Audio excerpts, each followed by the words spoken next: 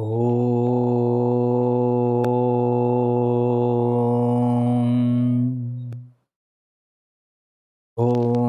सहनाववतु सहनौ भुनक्तु सह वीर्यङ्करवावहै तेजस्विनावधीतमस्तु मा विद्विषावहै।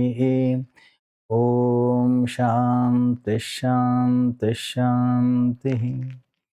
गुरुर्ब्रह्मा गुरुर्विष्णुः गुरुर्देवो महेश्वरः गुरुरेव परं ब्रह्म तस्मै श्री गुरवे नमः। वसुदेवसुतं देवं कंसचाणूरमर्दनं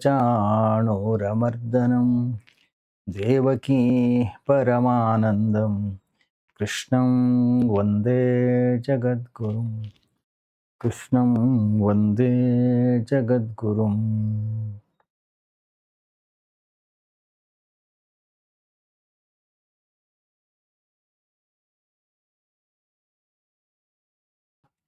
ಆತ್ಮಜ್ಞಾನ ಮತ್ತು ಜೀವನದ ಕೆಲವು ಮೂಲಭೂತವಾಗಿರ್ತಕ್ಕಂತಹ ನಿಯಮಗಳನ್ನು ಅರ್ಥ ಮಾಡಿಕೊಳ್ಳುವಂಥದ್ದು ಬಹಳ ಅತ್ಯಗತ್ಯ.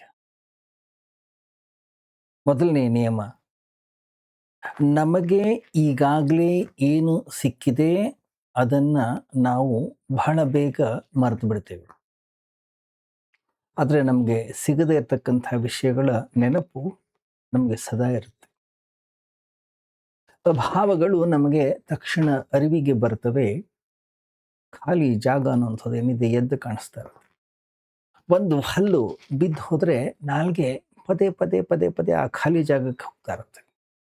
ಹಲ್ಲಿದ್ದಾಗ ಬಹುಶಃ ನಾಲ್ಗೆ ಎಂದೂ ಕೂಡ ಅಲ್ಲಿ ಹೋಗಿರ್ಲಿಕ್ಕಿಲ್ಲ. ಯಾಕೆಂದರೆ ಹಲ್ಲಿದ್ದಾಗ ಅಲ್ಲಿ ಹೋಗೋ ಅಗತ್ಯವೇ ಇರಲಿಲ್ಲ. ಖಾಲಿ ಜಾಗ ನಮಗೆ ಸ್ವಲ್ಪ ಕಿರಿಕಿರಿನುಂಟು ಮಾಡುತ್ತೆ. ಗಮನಿಸಿ, ಆತ್ಮತತ್ವದಿಂದ ನಾವು ಯಾವಾಗಲೂ ಕೂಡ ತುಂಬಿಕೊಂಡಿದ್ದೀವಿ. ಅದು ಇಲ್ಲದೆ ಇರತಕ್ಕಂಥ ಕ್ಷಣವೇ ಇಲ್ಲ. ಈ ಆತ್ಮ ಅಂತಕ್ಕಂಥದ್ದು ಹಲ್ಲು ಎಂದಿಗೂ ಬೀಳುವಂಥದ್ದಲ್ಲ. ಆ ಜಾಗ ಎಂದಿಗೂ ಖಾಲಿ ಆಗೋದೇ ಇಲ್ಲ. ಆತ್ಮ ಸದಾ ಇತ್ತು, ಸದಾ ಇರ್ತದೆ, ತೊಂದರೆನೇ ಇಲ್ಲ. ಯಾವುದರ ಅಭಾವ ಎಂದಿಗೂ ಇರೋದೇ ಇಲ್ವೋ ಅದರ ಸ್ಮರಣೆ ನಮಗೆ ಬರೋದೇ ಇಲ್ಲ. ಗಮನಿಸಿ, ನಮ್ಮ ಬಳಿ ಹಣ ಇರುವವರೆಗೆ ಹಣದ ಅಗತ್ಯ ಏನು? ಯಾವಾಗ ನಿರ್ಧನತೆ ಅಥವಾ ಬಡತನ, ಆವಾಗ ನಮಗೆ ಹಣದ ನೆನಪಾಗುತ್ತೆ. ಯಾವಾಗ ನಾವು ಆರೋಗ್ಯವಾಗಿರ್ತೀವಿ, ದೇಹದ ಅಸ್ತಿತ್ವವೇ ನಮಗಿರೋದಿಲ್ಲ. ರೋಗ ಬಂದಾಗ ಮಾತ್ರ ದೇಹ ಒಂದೇ ಕಾಣಿಸ್ತಾ ಇರುತ್ತೆ. ದೇಹದ ಆಗೋದೇ ಕಾಯಿಲೆಯ ವ್ಯಾಖ್ಯಾನ. ದೇಹದ ಅರಿವು ಇಲ್ಲದಿರುವಂಥದ್ದೇ ಆರೋಗ್ಯದ ವ್ಯಾಖ್ಯಾನ. ಸಂಪೂರ್ಣ ಆರೋಗ್ಯವಂತ ವ್ಯಕ್ತಿಗೆ ತನ್ನಲ್ಲಿ ದೇಹವೇ ಇಲ್ಲವೇನೋ ಅಂತ ಅನಿಸ್ತಾರೆ. ದೇಹ ಕೆಲವೊಮ್ಮೆ ಕಾಯಿಲೆಗೆ ತುತ್ತಾಗುತ್ತೆ, ಕೆಲವೊಮ್ಮೆ ಆರೋಗ್ಯವಾಗಿರುತ್ತೆ. ಆದರೆ ಆತ್ಮ ಯಾವತ್ತೂ ಕೂಡ ಅದಕ್ಕೆ ರೋಗ ಬರೋಲ್ಲ. ಅದು ಯಾವತ್ತೂ ಕೂಡ ಬದಲಾಗೋದಿಲ್ಲ. ಅದು ಹೇಗಿದೆಯೋ ಹಾಗೆ ಇರುತ್ತೆ, ಏಕರೂಪವಾಗಿ ಉಳ್ಕೊಂಡಿರುತ್ತೆ. ಹೀಗಿರುವಾಗ ಅದರ ಅರಿವು ನಮಗಾಗೋದಾದ್ರೆ ಹೇಗೆ? ಅದರ ನೆನಪು ನಮಗೆ ಬರೋದಾದ್ರೂ ಹೇಗೆ? ಇದೇ ಪ್ರಪ್ರಥಮ ತೊಂದರೆ. ಅದಕ್ಕಾಗಿ ನಮ್ಮೊಳಗೆ ಇರತಕ್ಕಂಥ ವಸ್ತುವನ್ನು ಹುಡುಕಲು ನಮಗೆ ಜನ್ಮ ಜನ್ಮಾಂತರಗಳು ಬೇಕಾಗ್ತವೆ. ಹುಡುಕುವ ಅಗತ್ಯವೇ ಇಲ್ಲದ, ಸದಾ ನಮಗೆ ಸಿಕ್ಕಿರ್ತಕ್ಕಂತಹ, ನಾವು ಎಂದೂ ಕಳೆದುಕೊಳ್ಳದೇ ಇರತಕ್ಕಂತಹ, ಕಳೆದುಕೊಳ್ಳಲು ಬಯಸಿದರೂ ಕೂಡ ಕಳೆದುಕೊಳ್ಳಲಿಕ್ಕೆ ಆಗದೇ ಇರತಕ್ಕಂಥ ವಸ್ತುವನ್ನು ಹುಡುಕಲು ಜನ್ಮಗಳು ಬೇಕಾಗ್ತವೆ. ಎಷ್ಟು ವಿರೋಧಾಭಾಸ! ಇದೇ ಕಾರಣಕ್ಕಾಗಿ ದೀಪದ ಕೆಳಗೆ ಕತ್ತಲೆ ಇರುತ್ತೆ.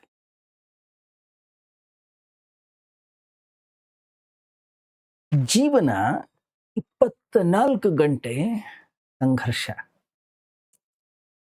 ಎಲ್ಲೆಲ್ಲಿ ಸಂಘರ್ಷ ಇದೆಯೋ ಅಲ್ಲಲ್ಲಿ ನಾವು ಬಹಳಷ್ಟು ಜಾಗರೂಕರಾಗಿರಬೇಕಾಗತ್ತೆ. ಯಾಕೆಂದ್ರೆ ಎಲ್ಲೆಲ್ಲಿ ಸಂಘರ್ಷ ಇದೆ ಅಲ್ಲಿ ಭಯ ಇದೆ. ಭಯ ಇರುವ ಕಾರಣಕ್ಕೆ ನಾವು ಜಾಗರೂಕರಾಗಿರ್ತೀವಿ. ಎಲ್ಲ ಭಯಗಳು ಒಂದು ವೇಳೆ ಇಲ್ಲ ಅಂತಾದ್ರೆ ನಾವೇನ್ ಮಾಡ್ತೀವಿ? ನಾವು ಮಲ್ಕೊಂಡು ಬಿಡ್ತೀವಿ. ಯಾವುದೇ ಭಯ ಅನ್ನೋಂಥದ್ದು ಇಲ್ಲ ಅಂತಂದ್ರೆ ಕಾಲು ಚಾಚ್ಕೊಂಡು ಆರಾಮ ನಿದ್ರೆ. ಭಯವಿದ್ದಾಗ ಮಾತ್ರ ವ್ಯಕ್ತಿ ಎಚ್ಚರಗೊಳ್ತಾನೆ. ಭಯವಿದ್ದಾಗ ಮಾತ್ರ ನಮ್ಮ ಸುರಕ್ಷತೆಗಾಗಿ ನಾವು ಎದ್ದು ನಿಲ್ತೀವಿ. ನಿದ್ರೆ ಮಾಡೋದಿಲ್ಲ. ಆದರೆ ಆತ್ಮಿಕ ಮಟ್ಟದಲ್ಲಿ ಯಾವುದೇ ಭಯವಿಲ್ಲ. ಅಭಯ. ಅಭಯತ್ವವೇ ಅದರ ಸ್ವಭಾವ. ದೇಹದ ಮಟ್ಟದಲ್ಲಿ ಎಲ್ಲಾ ರೀತಿಯ ಭಯಗಳಿವೆ. ಅಭಯ ದೇಹದ ಸ್ವಭಾವ ಅಲ್ಲ. ಭಯವೇ ಅದರ ಗುಣಧರ್ಮ. ಇಲ್ಲಿ ನೀವು ಸ್ವಲ್ಪ ನಿದ್ರೆ ಮಾಡಿದರೂ ದೇಹದಿಂದ ದೂರ ಆಗಿಬಿಡ್ತೀರಿ. ಯಾಕೆಂದ್ರೆ ಆ ಸಂಪತ್ತು ನಮ್ಮದಲ್ಲ. ಅದು ಕೇವಲ ಒಂದು ಕ್ಷಣದ ಮಟ್ಟಿಗೆ ನಿಮ್ಮದಷ್ಟೇ. ಬಂತು ಹೋಯ್ತು. ಹಾಗಾಗಿ ಯಾವಾಗಲೂ ಕೂಡ ನಾವು ಎಚ್ಚರದಿಂದ ಇರಬೇಕಾಗುತ್ತೆ.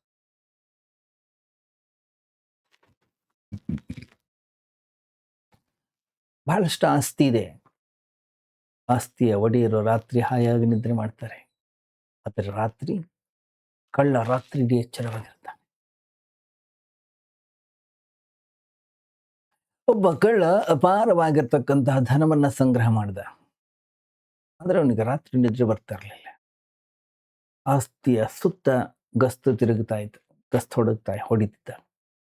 ಅವನ ಸ್ನೇಹಿತರಂದ್ರೆ, ಹೇ ಮೂರ್ಖ, ಈಗ ನೀನು ಗಸ್ತು ಹೊಡೆಯೋ ಅಗತ್ಯವಿಲ್ಲ. ರಾತ್ರಿ ಇಡೀ ಎಚ್ಚರ ಆಗಿರ್ಬೇಕಾಗಿಲ್ಲ ನೀನು. ಅದಕ್ಕೆ ಅವನು ಕಳ್ಳ ಹೇಳ್ತಾನೆ, ಹೇಯ್, ಹಳೆ ಅಭ್ಯಾಸ. ನಾನು ಹೇಗೆ ಕದ್ನೋ ಹಾಗೆ ಯಾರಾದರೂ ನನ್ನ ಹಣವನ್ನು ಕದ್ದು ಬಿಡ್ತಾರೇನೋ ಅಂತಕ್ಕಂಥ ಭಯ. ಗಮನಿಸಿ, ಕಳ್ಳ ಯಾವಾಗಲೂ ಕೂಡ ಭಯಭೀತನಾಗಿರ್ತಾನೆ. ಕಳ್ಳತನ ಮಾಡದೇ ಇರ್ತಕ್ಕಂಥವನು ಮಾತ್ರ ನೆಮ್ಮದಿಯಿಂದ ಜೀವಿಸಬಲ್ಲ, ನಿದ್ರಿಸಬಲ್ಲ. ಇತರರು ನಿದ್ರಿಸುವಾಗ ತಾನು ಹೇಗೆ ಕದ್ದೆ ಅನ್ನುವಂಥದ್ದು ಕಳ್ಳನಿಗೆ ಚೆನ್ನಾಗಿ ಗೊತ್ತು.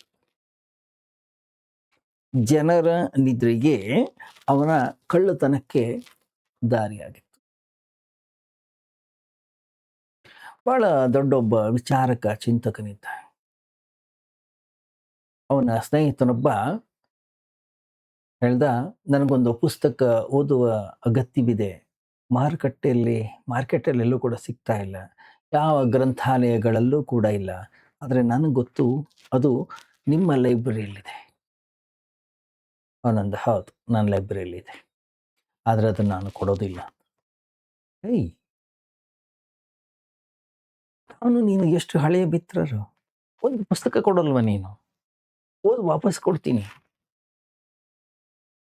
ಇಲ್ಲ, ನಾನು ಪುಸ್ತಕವನ್ನು ಕೊಡೋದಿಲ್ಲ. ಯಾಕಂದರೆ ಅದಕ್ಕೊಂದು ಕಾರಣ ಇದೆ. ನನ್ನ ಗ್ರಂಥದಲ್ಲಿರ್ತಕ್ಕಂಥ ಸಾವಿರಾರು ಪುಸ್ತಕಗಳು ಏನಿವೆ, ಅದನ್ನು ನಾನು ನಿನ್ನ ಹಾಗೆ ಬೇರೆಯವರಿಂದ ಕೇಳಿ ಕದ್ದು ತಂದಿದ್ದು. ನಾನು ಒಂದನ್ನು ಕೂಡ ಪರ್ಚೇಸ್ ಮಾಡಿ, ಒಂದನ್ನು ಕೂಡ ಕೊಂಡ್ಕೊಂಡಿಲ್ಲ. ಆದ್ದರಿಂದ ನೀನು ನನ್ನ ಹತ್ರ ಕೇಳಬೇಡ. ಯಾಕೇಳಿ, ಕಳ್ಳನಿಗೆ ಯಾವಾಗಲೂ ಭಯ ಇರುತ್ತೆ. ತಾನು ಬೇರೆಯವರಿಗೆ ಏನು ಮಾಡಿದಾನೋ ಅದು ತನಗಾಗಬಹುದು ಅಂತಕ್ಕಂಥ ಭಯ ಅವನಿಗೆ. ಹಾಗೆ ಹಣದ ವಿಷಯದಲ್ಲಿ ನಾವು ಬಹಳ ಜಾಗರೂಕರಾಗಿರ್ತೀವಿ. ನಮ್ಮ ಮನೆಯ ತಿಜೋರಿ ತುಂಬಿದ್ರೆ ಎಚ್ಚರವಾಗಿ ಕುಳಿತುಕೊಂಡಿರ್ತೀವಿ. ಮನೆ ದೊಡ್ಡದಾಗಿದ್ರೆ ಕಾವಲು ಕಾಯ್ತೀವಿ. ಯಾಕೆ? ನಾವು ಏನು ಗಳಿಸಿದ್ದೀವಿ ಅದನ್ನು ಉಳಿಸ್ಕೊಳ್ಳಿಕ್ಕೆ. ಸಾಯೋ ತನಕ ಕಾವಲು ಕಾಯಬೇಕಾಗ್ತದೆ. ಅಲ್ಲ, ನಾವು ಕೇಳಿಲ್ವಾ? ಶ್ರೀಮಂತ ಏನಾದರೂ ಸತ್ತರೆ ಅವನ ಆಸ್ತಿ ಮೇಲೆ ಹಾವಾಗಿ ಕೂತ್ಕೊಂಡಿರ್ತಾನಂತೆ. ಒಂದು ಗಾದೆನೇ ಇದೆ. ಬದುಕಿರುವಾಗಲೂ ಕೂಡ ಕಾವಲು ಕಾಯ್ತಾನೆ, ಸತ್ತ ಮೇಲೂ ಕೂಡ ಅವನು ಕಾವಲೇ ಕಾಯ್ತಾ ಇರ್ತಾನೆ. ಆದರೆ ಆತ್ಮದ ಸಂಪತ್ತನ್ನ ಯಾರೂ ಕೂಡ ಕದೀಲಿಕ್ಕಾಗೋದಿಲ್ಲ. ಯಾರಿಂದ ಕಸಿಲಿಕ್ಕೂ ಕೂಡ ಆಗೋದಿಲ್ಲ. ಆ ಸಂಪತ್ತು ಅದು ಯಾವಾಗಲೂ ಕೂಡ ನಮ್ಮದೇ ಆಗಿತ್ತು. ಇಲ್ಲಿ ಯಾವುದೇ ಭಯ ಅನ್ನೋಂಥದ್ದು ಇಲ್ಲ. ಹಾಗಿರುವಾಗ ನಾವು ಯಾಕೆ ಹೇಳ್ತೀವಿ ಹೇಳಿ? ಏಕೆಂದರೆ ಎಲ್ಲಿ ಭಯ ಇಲ್ಲ, ಅಲ್ಲಿ ಎಚ್ಚರವಾಗಿರೋದಿಲ್ಲ. ಈ ಕಾರಣಕ್ಕಾಗಿ ಅಲ್ಲ ಇವತ್ತು ನಾವು ಆರಿಸಿಕೊಂಡಿರ್ತಕ್ಕಂಥ ಒಂದು ಟಾಪಿಕ್ ಏನಿದೆ, ದೀಪದ ಕೆಳಗೆ ಕತ್ತಲು, ಹಣತೆಯ ಕೆಳಗಡೆನೆ ಕತ್ತಲು. ಯಾವುದು ಶಾಶ್ವತವೋ, ಯಾವುದು ಯಾವಾಗಲೂ ಇದೆಯೋ ಅದನ್ನು ಪಡೀಲಿಕ್ಕೆ ಧಾವಂತ ಏನು ಹೇಳಿ? ಯಾವುದು ಕ್ಷಣಭಂಗುರವೋ, ಈಗಿದ್ದು ಇನ್ನೊಂದು ಕ್ಷಣಕ್ಕೆ ಇಲ್ಲವಾಗುತ್ತೋ, ಅಲ್ಲಷ್ಟೇ ತಾನೇ ಆತುರ, ಅಲ್ಲಷ್ಟೇ ತಾನೇ ಗಡಿಬಿಡಿ. ಪೌರ್ವಾತ್ಯರು, ಪಾಶ್ಚಿಮಾತ್ಯರು, ಅವರಿಬ್ಬರ ಸಂಸ್ಕೃತಿಗಳ ನಡುವೆ ಒಂದು ವ್ಯತ್ಯಾಸ ಇದೆ. ಪಾಶ್ಚಿಮಾತ್ಯರು ಬಹಳಷ್ಟು ಆತುರರಾಗಿದ್ದಾರೆ. ಬಹಳ ವೇಗ ಅವ್ರದ್ದು. ವೇಗವನ್ನು ಹೆಚ್ಚಿಸಲಿಕ್ಕೆ ಪ್ರತಿದಿನವೂ ಕೂಡ ಹೊಸ ಹೊಸ ಹೊಸ ಹೊಸ ರೀತಿಯ ವ್ಯವಸ್ಥೆಯನ್ನು ಮಾಡ್ತಾರೆ, ಅನ್ವೇಷಣೆಗಳನ್ನು ಮಾಡ್ತಾರೆ. ಎಷ್ಟು ಬೇಗ ತಲುಪಲಿಕ್ಕೆ ಸಾಧ್ಯ ಇದೆ, ಎಷ್ಟು ವೇಗವಾಗಿ ಕೆಲಸವನ್ನು ಮಾಡಲಿಕ್ಕೆ ಸಾಧ್ಯ ಇದೆ, ಹೊಸ ಹೊಸ ವಿಧಾನಗಳನ್ನು, ಹೊಸ ಹೊಸ ಉಪಕರಣಗಳನ್ನು ಹುಡುಕುತ್ತಾನೆ ಇರ್ತಾರೆ. ಬಹಳ ತೀವ್ರತೆಯಲ್ಲಿ, ಬಹಳ ಅರ್ಜೆಂಟ್ ಅವ್ರಿಗೆ ಜೀವನವನ್ನು ಮಾಡ್ತಾ ಇರ್ತಾರೆ. ಆದರೆ ಪೌರ್ವಾತ್ಯರು ಅಷ್ಟು ಆತುರದಲ್ಲಿರೋದಿಲ್ಲ. ಯಾವಾಗಲೂ ನಿಧಾನ ಅವರು. ಯಾಕೆ? ಎಲ್ಲೋ ತಲುಪಲೇಬೇಕು, ಯಾವ ಹಠ ಇಲ್ಲ. ಇವತ್ತು ತಲುಪಿದ್ರೆ ಸರಿ ಇಲ್ಲ, ಇನ್ನೊಂದು ದಿವಸ ಏನಂತೀವಿ, ಆಗ್ಲಿಕ್ಕೆ ಏನಿದೆ. ಆದ್ರಿಂದ ಪೌರ್ವಾತ್ಯರಿಗೂ ಮತ್ತು ಪಾಶ್ಚಿಮಾತ್ಯರಿಗೂ ಒಬ್ಬರೊಬ್ಬರನ್ನ ಅರ್ಥ ಮಾಡ್ಕೊಳ್ಳುವಂಥದ್ದು ಬಹಳ ಕಷ್ಟ. ಇನ್ಫ್ಯಾಕ್ಟ್ ಅರ್ಥ ಆಗೋದೇ ಇಲ್ಲ. ಹೊರಗಡೆ ದೇಶದಲ್ಲಿ ಯಾರಾದರೂ ನಾನು ಸಂಜೆ 5 ಗಂಟೆಗೆ ಸಿಗ್ತೀನಿ ಅಂತಂದರೆ 5 ಗಂಟೆಗೆ ಅವನಲ್ಲಿ ಬರ್ತಾನೆ. ಒಂದು ವೇಳೆ ನಮ್ಮ ದೇಶದಲ್ಲಿ ಏನಾದರೂ 5 ಗಂಟೆ ನಾವು ಸಿಗ್ತೀನಿ ಅಂದರೆ ಅವನು ಇವತ್ತು ಬರ್ತಾನೋ, ನಾಳೆ ಬರ್ತಾನೋ, ಅವನು 5 ಗಂಟೆಗೆ ಬರ್ತಾನೋ, 6 ಗಂಟೆಗೆ ಬರ್ತಾನೋ, 7 ಗಂಟೆಗೆ ಬರ್ತಾನೋ, ಗ್ಯಾರಂಟಿ ಇಲ್ಲ, ಹೇಳಲಿಕ್ಕೆ ಬರೋದಿಲ್ಲ. ಹಾಗಂತ ಹೇಳಿ ಪೌರ್ವಾತ್ಯರು ಮೋಸಗಾರರು, ವಿಶ್ವಾಸಘಾತಕರು ಅಲ್ಲ. ಯಾಕೆಂದ್ರೆ ಇಲ್ಲಿ ಸಮಯದ ಆತುರತೆ ಇಲ್ಲ. ಒಂದು ವೇಳೆ ಆಳವಾದಂತಹ ಚಿಂತನೆಯನ್ನ ಮಾಡಿದ್ರೆ, ಪಶ್ಚಿಮದಲ್ಲಿ ಪ್ರಚಲಿತವಾಗಿರ್ತಕ್ಕಂಥ ಧರ್ಮಗಳು ಯಾವುವು? ಕ್ರಿಶ್ಚಿಯನ್, ಮುಸ್ಲಿಂ, ಯಹೂದಿ, ಇನ್ನೂ ಅನೇಕ ಇವೆ. ಏನಿವೆಲ್ಲ? ಇವೆಲ್ಲ ಒಂದೇ ಜನ್ಮವನ್ನು ನಂಬ್ತವೆ. ಮುಂದೆ ಬೇರೆ ಜನ್ಮ ಇಲ್ಲ. ಇಲ್ಲಿ ಏನು ಹುಟ್ಟಿದಾನೆ ಇಲ್ಲೇ ಕ್ಲೋಸ್. ಅದಕ್ಕೋಸ್ಕರ ಆತುರನಂತದ್ದು ಹುಟ್ಕೊಂಡಿದೆ. ಎಲ್ಲೋ ಕೈ ತಕ್ಕೊಂಡು ಹೋಗ್ಬಿಡುತ್ತೆ. ಇವತ್ತು ನೋಡದೇ ಇದ್ರೆ, ಇವತ್ತು ಮುಟ್ಟದೇ ಇದ್ರೆ, ಇವತ್ತು ಅನುಭವಿಸ್ತಾ ಇದ್ರೆ ಅದು ನಮಗೋಸ್ಕರ ಕಾಯೋದಿಲ್ಲ. ಒಂದು ವೇಳೆ ನಾನು ಇವತ್ತು ಅನುಭವಿಸಲಿಲ್ಲ, ಇವತ್ತು ಒಂದು ವೇಳೆ ನೋಡಲಿಲ್ಲ, ಇವತ್ತು ನಾನು ಅದನ್ನು ಮುಟ್ಲಿಲ್ಲ, ನನಗೆ ಸಿಗಲ್ಲ, ಅದು ಮತ್ತೆ ಬರೋಲ್ಲ.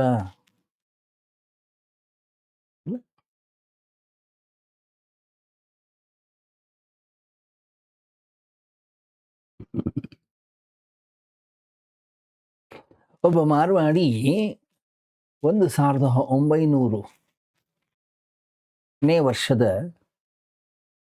10,000 ಕ್ಯಾಲೆಂಡರ್ನ ಪರ್ಚೇಸ್ ಮಾಡಿದ್ನಂತೆ. ಹುಚ್ಚ ಏನಕ್ಕೆ? ನಾನೊಬ್ಬ ಅವನ ಮಿತ್ರ ಬಂದು ಕೇಳ್ದೆ. ಅಲ್ಲ, ಅದು ಚೀಪಾಗಿ ಸಿಕ್ತು ಅಂತ ತಗೊಂಡೆ. ಅಲ್ಲ, ಎಷ್ಟೇ ಚೀಪಾಗಿ ಸಿಗಲ್ಲ, ಅದೇನು ಪ್ರಯೋಜನ? ಈಗ 2026. ಯಾಕೆ? ನಮ್ಮ ಋಷಿಗಳು ಹೇಳಿದ್ದಾರೆ, ಏನೋ ಕೋಟಿ ವರ್ಷಗಳಾದರೂ ಕೂಡ ಪರವಾಗಿಲ್ಲ, ಮತ್ತೆ ಸಮಯ ಅನ್ನೋಂಥದ್ದು ವೃತ್ತಾಕಾರವಾಗಿ ಚೆಲ್ಲಾಗುತ್ತೆ. ಇವತ್ತಲ್ಲ ನಾಳೆ ಅದು ಬಂದೇ ಬರುತ್ತೆ. ಆವಾಗ ಲಾಭ ಇಟ್ಕೊಂಡು ನಾನು ಅದನ್ನು ಮಾಡ್ತೀನಿ. ನಮ್ಮಲ್ಲಿ ಯಾವುದು ಕೂಡ ಶಾಶ್ವತವಾಗಿ ಕಳೆದು ಹೋಗೋದೇ ಇಲ್ಲ. ಇವತ್ತು ಕಳೆದು ಹೋಗಿದ್ದು ನಾಳೆ ಮತ್ತೆ ಸಿಗುತ್ತೆ. ನಾಡಿದ್ದು ಮತ್ತೆ ಸಿಗುತ್ತೆ. ಈ ಜನ್ಮದಲ್ಲಿ ಸಿಗಲಿಲ್ಲ, ಮುಂದಿನ ಜನ್ಮದಲ್ಲಾದರೂ ಕೂಡ ಸಿಗುತ್ತೆ. ಈ ಜನ್ಮದಲ್ಲಿ ಯಮ್ಮನ ಕಳೆದು ಹೋಯ್ತು, ಇದರ ಅವಶ್ಯಕತೆ ಏನಿಲ್ಲ. ಯಾಕೆ? ಇನ್ನೂ 106 ಬಾರಿ ಹುಟ್ಟಿ ಬರ್ಲಿಕ್ಕಿದೆ. ಆದ್ರಿಂದ ನಮ್ಮಲ್ಲಿ ಗಿಡಿಬಿಡಿ ಇಲ್ಲ, ನಮ್ಮಲ್ಲಿ ಓಟ ಇಲ್ಲ. ಪಶ್ಚಿಮದಲ್ಲಿ ಒಂದೇ ಜನ್ಮದ ಒಂದು ಪರಿಕಲ್ಪನೆ ಇದೆ. ಜೀವನದಿಂದ ಮರಣದ ತನಕ 70 ವರ್ಷಗಳ ಪ್ರಯಾಣ ಅಷ್ಟೇ. ಆಮೇಲೆ ಎಲ್ಲವೂ ಕೂಡ ಶಾಶ್ವತವಾಗಿ ಕ್ಲೋಸ್. ಆದ್ರಿಂದ ಎಷ್ಟು ವೇಗವಾಗಿ ಓಡಿ, ಎಷ್ಟು ವೇಗವಾಗಿ ಉತ್ಪಾದನೆಯನ್ನು ಮಾಡಿ, ಎಷ್ಟು ವೇಗವಾಗಿ ಅದನ್ನು ಅನುಭವಿಸ್ಲಿಕ್ಕೆ ಸಾಧ್ಯ ಇದೆ, ಅದನ್ನು ಅನುಭವಿಸ್ಬೇಕು ಅಂತಕ್ಕಂಥ ಧೋರಣೆ.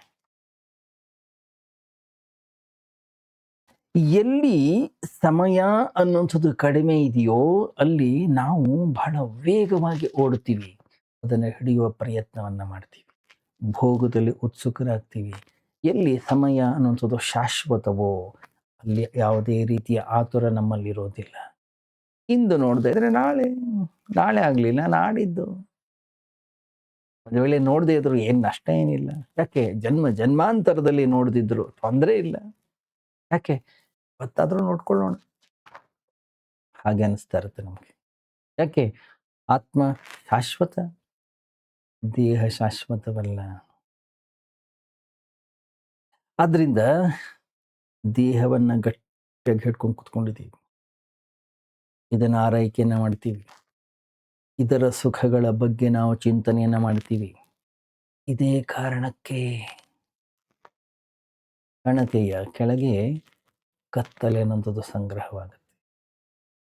ನಾವು ಒಪ್ಲಿ ಬಿಡ್ಲಿ ದೇಹ ಒಂದು ದಿವಸ ಸಾಯುತ್ತೆ. ದೇಹ ಅನ್ನೋಂಥದ್ದು ಸತ್ತು ಹೋಗುತ್ತೆ ಅನ್ನುವಂಥ ಒಂದು ವಿಚಾರ ನಮ್ಮ ಅಂತಃಕರಣದ ಒಳಗಡೆ ಯಾವಾಗಲೂ. ಆತ್ಮತತ್ವ ಅಮರ, ಇದನ್ನು ನಾವು ನೆನಪಲ್ಲಿ ಇಟ್ಕೊಳ್ಳಲ್ಲ.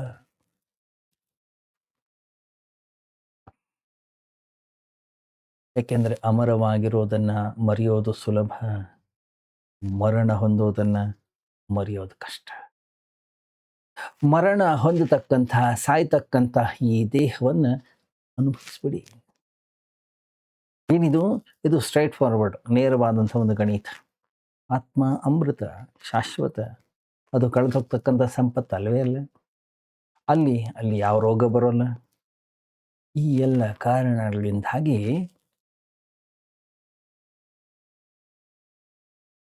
ಕತ್ತಲೆ.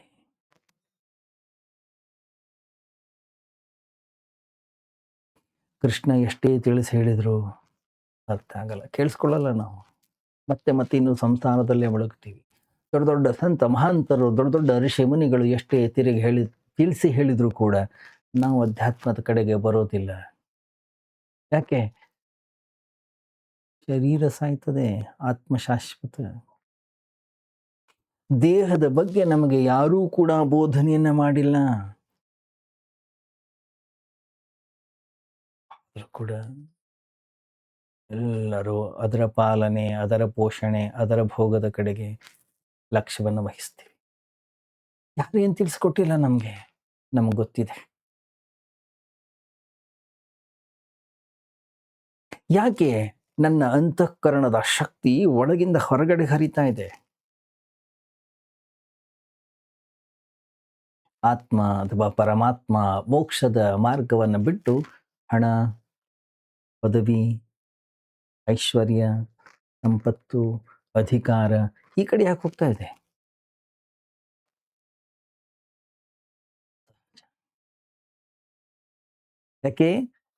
ಯಾಕೆಂದ್ರೆ ದೀಪದ ಕೆಳಗಡೆಗೆ ಕತ್ತಲೆ. ನನ್ನ ಸ್ವಭಾವ, ನನ್ನ ಸ್ವರೂಪ, ನನ್ನ ಆತ್ಮತತ್ವದ ಪರಿಚಯ ನನಗಿಲ್ಲ.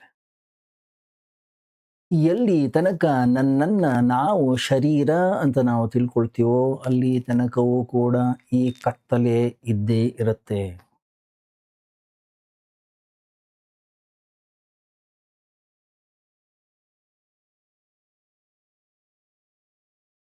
ಜ್ಯೋತಿ ಮಾತ್ರ ಇದ್ದು ಅಲ್ಲಿ ಹಣತೆ ಇಲ್ಲ ಅಂದರೆ ಅಲ್ಲಿ ಕತ್ತಲೆ ಇರೋಲ್ಲ. ಆದರೆ ಜ್ಯೋತಿ ಹಣತೆಯ ಆಸರೆಯಲ್ಲಿದೆ. ಆದರೆ ಹಣತೆಯೇ ದೀಪವಲ್ಲ. ಆ ಹಣತೆ ಎಷ್ಟು ಜಾಗವನ್ನು ಆಕ್ರಮಿಸ್ತದೆ, ಆವರಿಸ್ತದೆ, ಅಲ್ಲಿ ಕತ್ತಲೆ ಯಾವಾಗಲೂ ಕೂಡ ಇರುತ್ತೆ.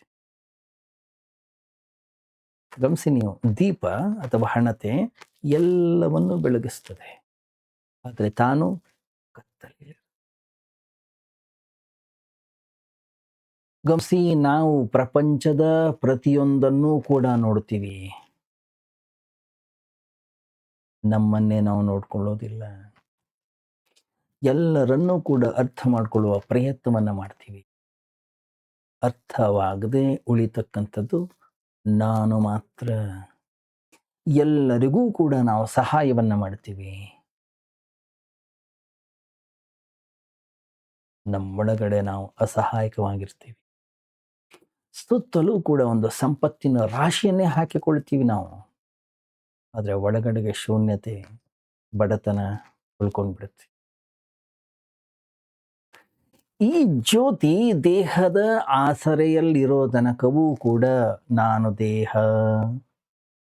ಎಲ್ಲಿ ತನಕ ಈ ಭಾವನೆ ಇರುತ್ತೆ, ಅಲ್ಲಿ ತನಕ ಈ ಮಣ್ಣಿನ ಹಣತೆ ನಾನು ಅಂತಕ್ಕಂಥ ಭ್ರಮೆ, ಅಲ್ಲಿ ತನಕವೂ ಕೂಡ ಕತ್ತಲೆ. ಮಣ್ಣನ್ನಂಥದ್ದು ಬೇರೆ, ಆತ್ಮತತ್ವವೇ ಬೇರೆ. ಮಡಕೆ ಇದು ಏನು ಹಣತೆಯೇ ಬೇರೆ, ಬೆಂಕಿಯೇ ಬೇರೆ ಅನ್ನೋದನ್ನು ಸ್ಪಷ್ಟವಾಗಿ ನಾವು ಅರಿತುಕೊಳ್ಳಬೇಕು. ಬೆಂಕಿಗೆ ಒಂದು ಸ್ವಭಾವ ಇದೆ. ಗಮನಿಸಿದರೆ ನೀವು, ಅಗ್ನಿ ಯಾವಾಗಲೂ ಕೂಡ ಮೇಲ್ಮುಖವಾಗಿ ಉರಿತಾರೆ. ನೀವು ಒಂದು ವೇಳೆ ಅಗ್ನಿಯನ್ನು ತಲೆ ಕೆಳಗಾಗಿ ಹಿಡಿದ್ರೂ ಕೂಡ ಅದು ಮೇಲಕ್ಕೆ ಹೋಗ್ತದೆ. ಅದನ್ನ ಕೆಳಮುಖ ಮಾಡಲಿಕ್ಕೆ, ಅಧೋಮುಖವನ್ನು ಮಾಡಲಿಕ್ಕೆ ಸಾಧ್ಯವೇ ಇಲ್ಲ. ಯಾಕೆ? ಜ್ವಾಲೆಯ ಸ್ವಭಾವ ಊರ್ಧ್ವಗಮನ, ಮೇಲೆ ಹೋಗುವಂಥದ್ದು. ಅದಕ್ಕಾಗಿಯೇ ಜ್ಞಾನಿಗಳು, ತಿಳಿದವರು ಆತ್ಮವನ್ನು ಅಗ್ನಿ ಧರ್ಮ ಅಂತ ಕರೀತಾರೆ. ಅನೇಕ ಮಂದಿರಗಳಲ್ಲಿ ಜೊರಾಸ್ಟ್ರಿಯನ್ ಕೂಡ ದೇವಸ್ಥಾನಗಳಲ್ಲಿ ಪ್ರತಿ 24 ಗಂಟೆ ನಂದಾದೀಪವನ್ನು ಹಚ್ಚುತ್ತಾರೆ. ಯಾವಾಗಲೂ ದೀಪ ಅನ್ನೋದು ಉರಿತಾ ಇರುತ್ತೆ. ಯಾಕೆ? ಬೆಂಕಿ ನಮ್ಮ ಸ್ವಭಾವ. ಹೀಗೆ ಅಗ್ನಿಯ ಪೂಜೆ ಅನ್ನುವಂಥದ್ದು ಆಗಿದ್ದು. ಇದಕ್ಕೋಸ್ಕರನೇ ಹಿಂದೂಗಳು ನಾವೆಲ್ಲರೂ ಕೂಡ ಸೂರ್ಯನಿಗೆ ನಮಸ್ಕಾರ ಮಾಡೋದು.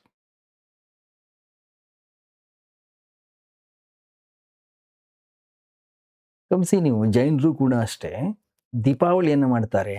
ಯಾಕಂದ್ರೆ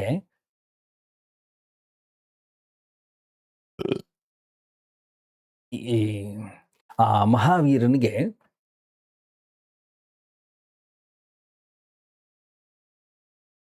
ಮುಕ್ತಿ ಸಿಕ್ಕಂತಹ ದಿನ ಏನಿದೆ, ಅದನ್ನು ಅವರು ದೀಪಾವಳಿಯನ್ನಾಗಿ ಆಚರಿಸ್ತಾರೆ.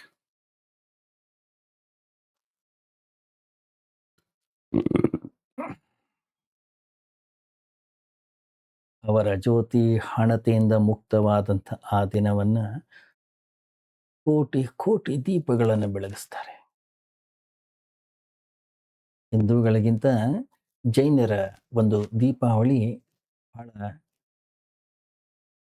ಅರ್ಥಪೂರ್ಣ. ಹಿಂದೂಗಳು ಕೇವಲ ಲಕ್ಷ್ಮೀ ಪೂಜೆಗೆ ದೀಪಾವಳಿ ಆಚರಣೆಯನ್ನು ಮಾಡ್ತಾರೆ. ಬಹಳ ವಿಚಿತ್ರವಾಗಿದೆ.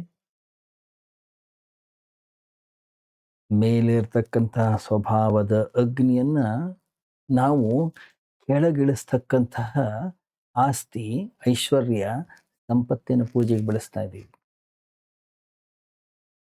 ದೀಪ ಬೆಳಗಿದ್ರು ಸಂಸಾರವನ್ನು ಬೆಳಗಿಸ್ತಾ ಇದ್ದೀವಿ. ಹೌದಲ್ಲ?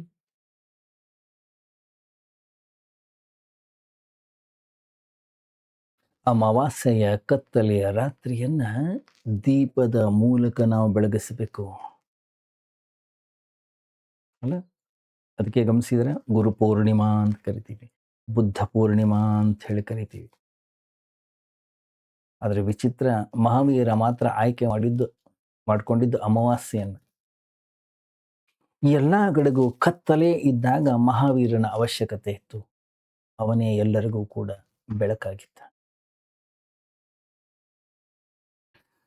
ಹುಣ್ಣಿಮೆಯ ಬೆಳಕಿನಲ್ಲಿ ದೀಪ ಹಚ್ಚಿದ್ರೆ ಯಾರಿಗೂ ಗೊತ್ತಾಗುತ್ತೆ? ಯಾರಿಗೂ ಗೊತ್ತಾಗೋದಿಲ್ಲ. ಆದರೆ ಕತ್ತಲೆ ಅಮಾವಾಸ್ಯೆಯಲ್ಲಿ ದೀಪ ಹಚ್ಚಿದರೆ ಅದರ ಬೆಳಕು ಬಹಳ ಎದ್ದು ಕಾಣಿಸ್ತದೆ. ಆದ್ರಿಂದ ಜೈನರ ದೀಪಾವಳಿ ಬಹಳ ಅರ್ಥಪೂರ್ಣ. ಆದರೂ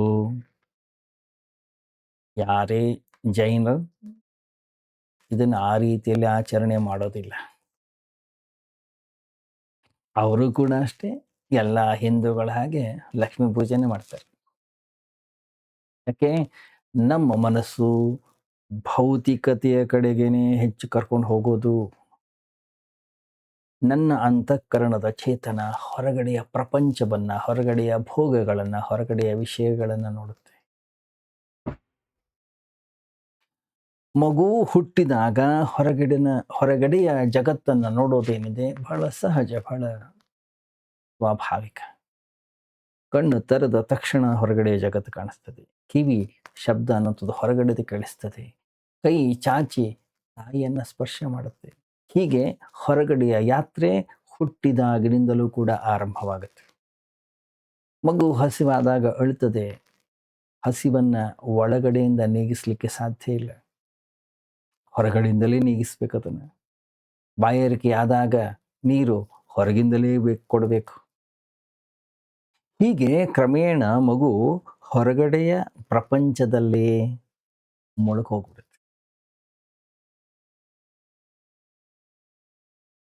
ಒಳಗೆ ನಾನಿದ್ದೇನೆ ಅನ್ನೋಂಥ ನೆನಪೇ ಇರಲ್ಲ. ಹಸಿವು ಬಾಯಾರಿಕೆಗಳು ಅಷ್ಟೇ ಅಲ್ಲ, ಅವು ಯಾರಿಗೆ ಆಗ್ತಾವೆ? ಆ ಆತ್ಮ ನಮ್ಮಲ್ಲೇ ಇದೆ.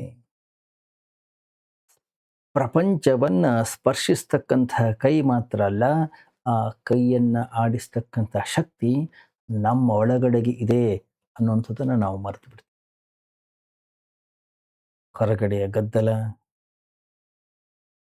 ಒಳಗಡೆಯ ಸೂಕ್ಷ್ಮ ಧ್ವನಿ ಕಳೆದು ಹೋಗ್ಬಿಡ್ತು.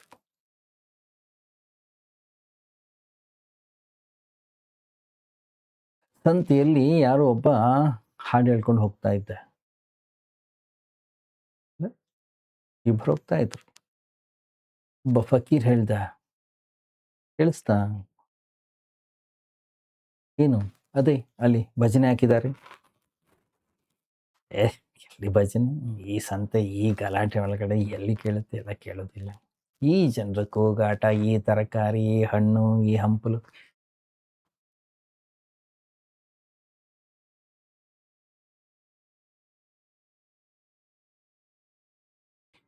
ಇನ್ನೊಬ್ಬಂದ, ನೋಡಿ ನಮ್ಮ ಗಮನ ಎಲ್ಲಿರುತ್ತೆ, ಎಂತಹ ಗದ್ದಲದಲ್ಲೂ ಅದು ನಮಗೆ ಕೇಳಿಸ್ತದೆ. ಯಾಕಂದ್ರೆ ನನಗೊಂದು ಸಾಕ್ಷಿಯನ್ನು ತೋರಿಸ್ತೇನೆ. ಜೇಬಿ ಕೈ ಹಾಕದ, ಒಂದು 4-5 ಕಾಯಿನ್ಗಳನ್ನ ಕೆಳಗಡೆ ಬೀಳಿಸ್ತಾವ. ಅಂತಕ್ಕಂಥ ಶಬ್ದ ಬಂತು. ಅಷ್ಟು ಜನ ವ್ಯಾಪಾರ ಮಾಡ್ತಾ ಇದ್ರು. ಎಲ್ಲರೂ ಅವರ ಕೆಲಸ ಬಿಟ್ಟು ನಾಣ್ಯ ಎಲ್ಲಿ ಬಿದ್ದಿದೆ ಅಲ್ಲಿ ಓಡಿ ಬಂದರು.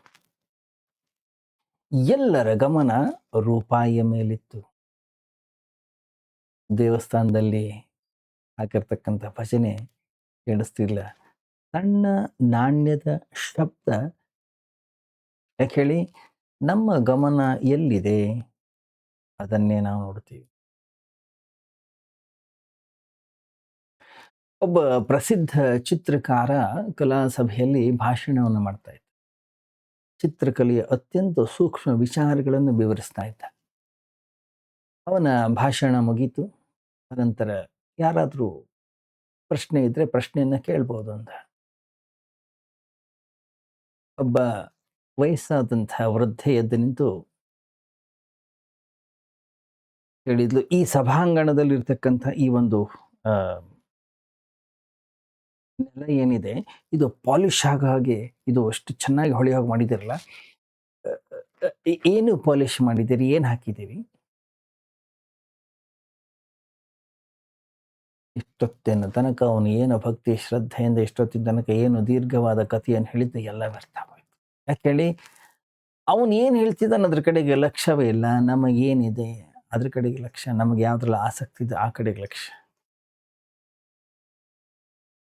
ಗಮನಿಸಿ, ಯಾವ ಗುರುವೂ ಕೂಡ ನಮ್ಮನ್ನ ಬಲವಂತವಾಗಿ ಅಂತರ್ಮುಖ ಮಾಡಲಿಕ್ಕೆ ಸಾಧ್ಯ ಇಲ್ಲ. ಒಂದು ವೇಳೆ ಆ ರೀತಿಯಲ್ಲಿ ಮಾಡೋ ಹಾಗಿದ್ದರೆ ಯಾವತ್ತೂ ಆಗ್ತಾ ಇತ್ತು.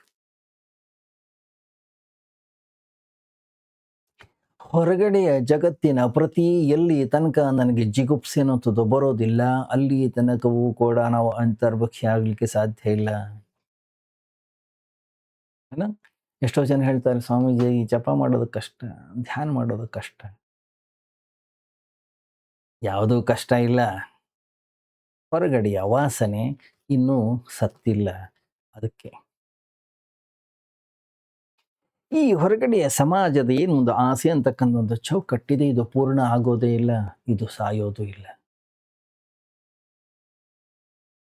ಈ ಹೊರಗಡೆಯ ಸಮಾಜ ಎಲ್ಲದರ ಮೇಲೆ ಒಂದು ಮುಸುಕಾಗಿದೆ.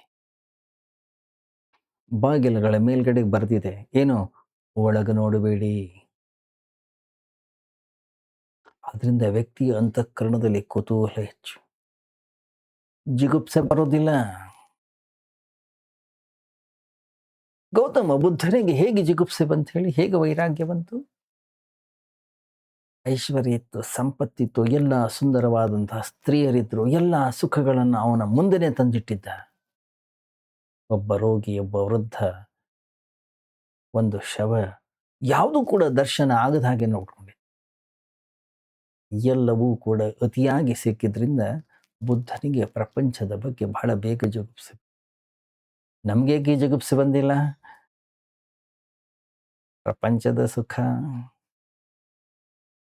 ಪೂರ್ಣವಾಗಿ ಸಿಕ್ಕಿಲ್ಲ, ಮತ್ತೆ ಹನಿ ಹನಿಯಾಗಿ ಸಸ್ವಲ್ಪ ಸಿಕ್ಕಿದೆ. ಒಂದು ವೇಳೆ ನಮಗೂ ಪೂರ್ಣವಾಗಿ ಸಿಕ್ಕರೆ ಗೊತ್ತಿಲ್ಲ, ಬರ್ತಾ ಇತ್ತೇನು. ಗಮನಿಸಿ, ನಿಮಗೆ ಆಸೆ ಇದೆಯೋ ಜಗತ್ತನ್ನ ಪೂರ್ಣವಾಗಿ ಅನುಭವಿಸಿಬಿಡಿ, ಆವಾಗಲೇ ಅದರ ವ್ಯರ್ಥತೆ ನಮಗೆ ಅರಿವಾಗ್ತದೆ. ನಮ್ಮ ಎಲ್ಲ ಸುಖಗಳು ದುಃಖವಾಗಿ ಬದಲಾಗ್ತಕ್ಕಂಥ ಕ್ಷಣ ಇದೆಯಲ್ಲ, ಅದಕ್ಕೆ ಹೆಸರು ಸನ್ಯಾಸ. ಆಗ ಮಾತ್ರ ದೀಪದ ಕೆಳಗಡೆಯ ಕತ್ತಲೆಯನ್ನ ಹೋಗ್ಲಾಡಿಸ್ಲಿಕ್ಕೆ ಸಾಧ್ಯ. ಗಮನಿಸಿ, ಸಂಸಾರ ಅನ್ನೋದು ಪಾಪ ಅಲ್ಲ, ಮತ್ತೆ ಅದು ಅಜ್ಞಾನ. ಸಂಸಾರವನ್ನ ತ್ಯಾಗ ಮಾಡೋದ್ರಿಂದ ವೈರಾಗ್ಯ ಬರೋದಿಲ್ಲ. ಕೇವಲ ಜ್ಞಾನದಿಂದ ಮಾತ್ರ ಸಂಸಾರ ಅನ್ನೋದು ನಾಶವಾಗ್ಲಿಕ್ಕೆ ಸಾಧ್ಯ. ಗಮನಿಸಿ, ಒಂದು ಮರದಲ್ಲಿರ್ತಕ್ಕಂಥ ಹಣ್ಣು ತಾನಾಗೆ ಹಣ್ಣಾದಾಗ ಮಾತ್ರ ಅದು ಕೆಳಗಡೆಗೆ ಬೀಳ್ತದೆ. ಅದು ಯಾವಾಗ ಕೆಳಗಡೆ ಬೀಳುತ್ತೆ ಆವಾಗ ಅದು ಮರಕ್ಕೆ ಗಾಯವನ್ನ ಮಾಡೋದಿಲ್ಲ. ಜ್ಞಾನವೂ ಕೂಡ ಅಷ್ಟೇ. ಜ್ಞಾನ ಅನ್ನೋದು ಸಂಪೂರ್ಣವಾಗಿ ಘಟಿಸಿದಾಗ ತ್ಯಾಗ ತನ್ನಿಂದ ತಾನೇ ಘಟಿಸ್ತದೆ. ಇನ್ನೊಬ್ಬರಿಗೆ ಡಂಗುರ ಸಾರಿ ನಾನೊಬ್ಬ ಸನ್ಯಾಸಿ ಆಗಿದ್ದೇನೆ, ವೈರಾಗ್ಯ ಸಿದ್ಧವಾಗಿದೆ ಹೇಳೋ ಅವಶ್ಯಕತೆ ಇಲ್ಲ. ಒಮ್ಮೆ ಪಕ್ವತೆ ಅನ್ನೋದು ಘಟಿಸ್ತೋ ಅಂತರ್ಯಾತ್ರೆಯ ಒಳಗಡೆ ಹೋಗ್ತಕ್ಕಂಥ ಪ್ರಯಾಣ ತನ್ನಿಂದ ತಾನೇ ಆರಂಭವಾಗ್ತದೆ. ಮಣ್ಣಿನ ಹಣತೆ ಅನ್ನೋದೇನಿದೆ ಅದು ವ್ಯರ್ಥವಾಗ್ತದೆ. ಜ್ಯೋತಿಯ ಬೆಳಕು ಎಲ್ಲ ಕಡೆಗೂ ಕೂಡ ಬೆಳಗ್ಲಿಕ್ಕೆ ಶುರು ಆಗುತ್ತೆ. ಹಣತೆಯ ಕೆಳಗಡೆಯ ಕತ್ತಲೆ ತನ್ನಿಂದ ತಾನೇ ದೂರವಾಗುತ್ತೆ. ಏನಿದು? ಇದನ್ನ ಆತ್ಮಜ್ಞಾನ ಅಂತ ಹೇಳಿ ಕರೆದಿರೋದು.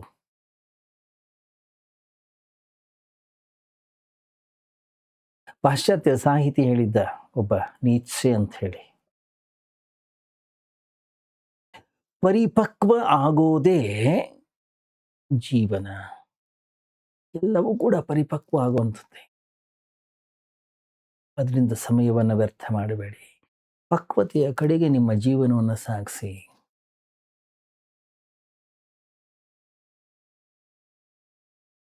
ಯಾರೋ ಬೇರೆಯವರು ಹೇಳಿರ್ತಕ್ಕಂಥ ಮಾತುಗಳ ಆಧಾರದ ಮೇಲಲ್ಲ, ನಮ್ಮ ಸ್ವಂತ ಅನುಭವದಿಂದ ಯಾವುದು ವ್ಯರ್ಥ ಯಾವುದು ಸಾರ್ಥಕ ಅನ್ನೋದನ್ನು ನಾವು ಕಂಡುಕೊಳ್ಳಬೇಕು. ಆಗ ಮಾತ್ರ ಯಾವುದನ್ನು ಬಿಡೋ ಅವಶ್ಯಕತೆ ಇರೋದಿಲ್ಲ.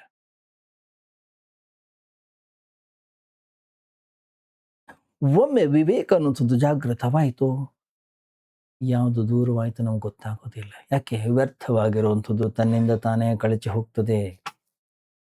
ಯಾವಾಗ ವ್ಯರ್ಥವಾಗಿರುವಂಥದ್ದು ನಮ್ಮಿಂದ ದೂರವಾಯಿತೋ ಸಾರ್ಥಕವಾಗಿರುವಂಥದ್ದು ಮಾತ್ರ ನಮ್ಮ ಹತ್ರ ಉಳಿದುಕೊಳ್ಳುತ್ತದೆ.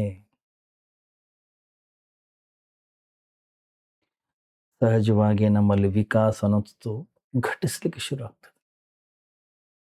ಯಾವಾಗ ವ್ಯರ್ಥವಾಗಿರೋದು ಇಲ್ಲವಾಯಿತೋ ಅಲ್ಲಿ ತಕ್ಷಣವೇ ಬೆಳಕು.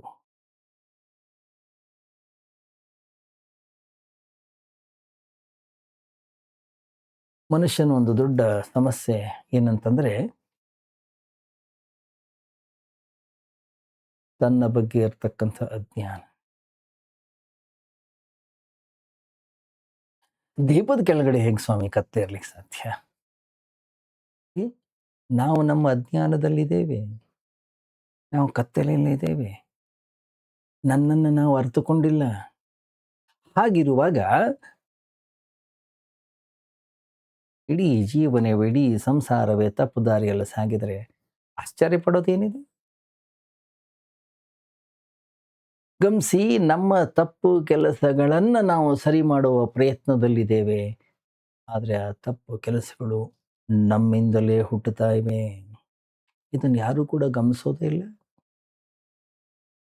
ಒಂದು ತಪ್ಪು ಕೆಲಸವನ್ನ ಸರಿ ಮಾಡಿದ್ರೆ ಇನ್ನೊಂದು ಹುಟ್ಕೊಳ್ಳುತ್ತೆ. ಅದನ್ನು ಸರಿ ಮಾಡಿದ್ರೆ ಮತ್ತೊಂದು ಹುಟ್ಕೊಳ್ಳುತ್ತೆ. ಅಲ್ಲ, ಎಷ್ಟೋ ಜನ ಹೇಳಲ್ವಾ, ಅಮ್ಮಾಜಿ ನನಗೆ ಸಿಗರೇಟ್ ಸೇದೋದು, ಕುಡಿಯೋದು, ಡ್ರಗ್ಸ್ ತಗೊಳ್ಳೋದು ಬಿಡಬೇಕಾಗಿದೆ.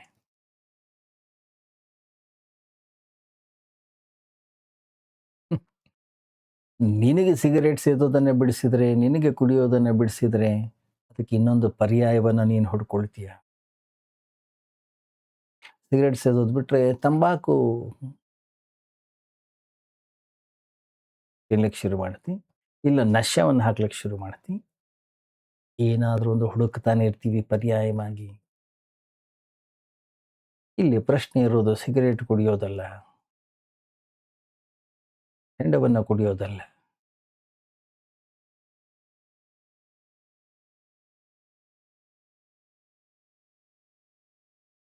ಮತ್ತೆ ಒಂದನ್ನು ಬಿಡಿಸಿದ್ರೆ ಇನ್ನೊಂದನ್ನು ಹಿಡ್ಕೊಳ್ತೀವಿ. ಮರದಲ್ಲಿರ್ತಕ್ಕಂಥ ಒಂದು ಹಣ್ಣನ್ನು ಕತ್ತರಿಸಿದ್ರೆ ಇನ್ನೊಂದು ಹಣ್ಣು ಬಿಡುತ್ತೆ. ಆದ್ದರಿಂದ ಆತ್ಮತತ್ವವನ್ನ ಅರಿಯುವ ಪ್ರಕ್ರಿಯೆಯಲ್ಲಿ ನಮ್ಮನ್ನು ನಾವು ತೊಡಗಿಸಿಕೊಳ್ಳಬೇಕು. ಯಾವತ್ತು ನಮ್ಮನ್ನು ನಾವು ಅರ್ಥ ಮಾಡ್ಕೊಳ್ತೀವೋ, ನಮ್ಮ ಕರ್ಮಗಳು ತನ್ನಿಂದ ತಾನೇ ಬದಲಾಗ್ತವೆ. ಆದರೆ ನಮ್ಮ ಕರ್ಮಗಳನ್ನು ಬದಲಾಯಿಸುವ ಪ್ರಯತ್ನದಲ್ಲಿ ನಾವಿದ್ದೇವೆ. ಯಾಕೆ? ಅದು ಸರಳ, ಸುಲಭ. ಯಾಕಂದ್ರೆ ಅಲ್ಲಿ ಯಾವುದೇ ಆಚರಣೆ ಬೇಕಿಲ್ಲ. ಗಮನಿಸಿ, ಬೆಳಗ್ಗೆ ನೀವು 7 ಗಂಟೆಗೆ ಏಳೋರಾಗಿದ್ರೆ ಬೇಕಾದ್ರೆ ಅದನ್ನು 5 ಗಂಟೆಗೆ ಏಳಿಸ್ಬಹುದು. 2, 4, 8 ದಿನ ನಿಮ್ಗೆ ಕಷ್ಟ ಆಗ್ಬೋದು. ಒಂದು ವೇಳೆ ಹಠಮಾರಿ ಸ್ವಭಾವದವರು ನೀವು ಆಗಿದ್ದಿದ್ರೆ ಅಥವಾ ಅಹಂಕಾರಿ ಆಗಿದ್ರೆ, ಕೇವಲ 8 ದಿನಗಳಲ್ಲಿ ಬೆಳಗಿನ 4 ಗಂಟೆಗೆ ಏಳಲಿಕ್ಕೆ ಶುರು ಮಾಡ್ತೀರಿ. 5 ಗಂಟೆಗೆ ಏಳೋದು ಕೂಡ ನಾವೇ. 7 ಗಂಟೆ ತನಕ ಮಲಗ್ತಾ ಇದ್ದದ್ದು ಕೂಡ ನಾವೇ. ಬೇಗ ಹೇಳೋದ್ರಿಂದ ಏನು ವ್ಯತ್ಯಾಸ? ಬೆಳಿಗ್ಗೆ ಬೇಗ ಎದ್ದುಕೊಳ್ಳಿ, ಏನೋ ವ್ಯತ್ಯಾಸ ಆಗ್ತದೆ. ಯಾರು ಏನು ತಪ್ಪು ತಿಳಿಯೋ ಅವಶ್ಯಕತೆ ಏನಿಲ್ಲ.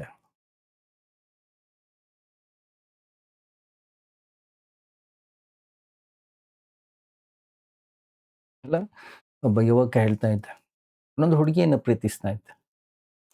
ಎಲ್ಲರೂ ಪ್ರೇಮದಲ್ಲಿರುವಾಗ ಹುಡುಗಿಯನ್ನು ಹೊಗಳ್ತಾರೆ. ಆ ಹುಡುಗಿಗೆ ಹೇಳ್ತಾನೆ, ಬೆಳಿಗ್ಗೆ ಎದ್ದ ಕೂಡಲೇ ನಾನು ನಿನ್ನ ಹೆಸರು ಹೇಳ್ತೀನಿ.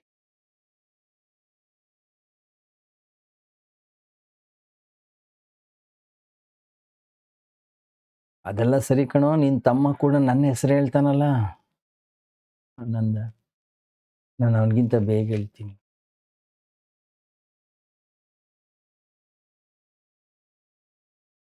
ಗಮನಿಸಿ, ಭಗವಂತನ ಹೆಸರನ್ನ 7 ಗಂಟೆಗೆ ಹೇಳಿದ್ರೇನು, 5 ಗಂಟೆಗೆ ಹೇಳಿದ್ರೇನು? ಹೇಳೋನು ನೀನೇ ತಾನೇ. 7 ಗಂಟೆ ಮತ್ತು 5 ಗಂಟೆ ಏನು ವ್ಯತ್ಯಾಸ ಆಯ್ತು? ಯಾವ ವ್ಯತ್ಯಾಸವೂ ಕೂಡ ಆಗೋದಿಲ್ಲ. ಮತ್ತೆ 7 ಗಂಟೆಗೆ ಹೇಳ್ತಕ್ಕಂಥ ವ್ಯಕ್ತಿ 5 ಗಂಟೆಗೆ ಹೇಳೋದು ಬಹಳ ಸರಳ, ಸುಲಭ. ಯಾಕೆ? ಕರ್ಮವನ್ನ ಬದಲಾಯಿಸೋದು ಬಟ್ಟೆ ಬದಲಾಯಿಸಿದ ಹಾಗೆ. ಒಂದನ್ನು ಬಿಡ್ತಾನೆ, ಇನ್ನೊಂದು ಶುರು ಮಾಡ್ತಾನೆ. ಅದನ್ನು ಬಿಡ್ತಾನೆ, ಮತ್ತೊಂದು ಶುರು ಮಾಡ್ತಾನೆ. ನನ್ನನ್ನು ನಾನು ಬದಲಾಯಿಸಿಕೊಳ್ಳುವಂಥದ್ದು, ನನ್ನನ್ನು ನಾನು ಅರಿಯುವಂಥದ್ದು.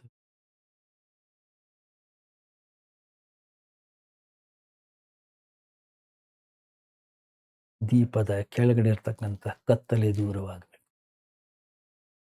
ಯಾಕೆಂದರೆ ನಾವು ಎಲ್ಲಿದ್ದೀವಿ ಅಲ್ಲಿ ಕತ್ತಲೆ ಇದೆ. ನಾವು ಒಳಗೆ ಹೋದಾಗ ಹಾಗೆ ಏನಿದೆ ಅಲ್ಲಿ? ಅಂತಃಕರಣದ ಒಳಗಡೆಗೆ ಬರೀ ಕತ್ತಲೆ. ಯಾವಾಗ ನಾವು ಒಳಗಡೆಗೆ ಪ್ರವೇಶವನ್ನ ಮಾಡ್ತೀವಿ, ಪರಮ ಬೆಳಕಿನ ಅನುಭವ ನಮಗಾಗುತ್ತೆ. ನಾವಿವಾಗ ಕಣ್ಣು ಮುಚ್ಚಿದ್ರೆ ಬರೀ ಕತ್ತಲೆ ಕಾಣಿಸ್ತಾ ಇದೆ.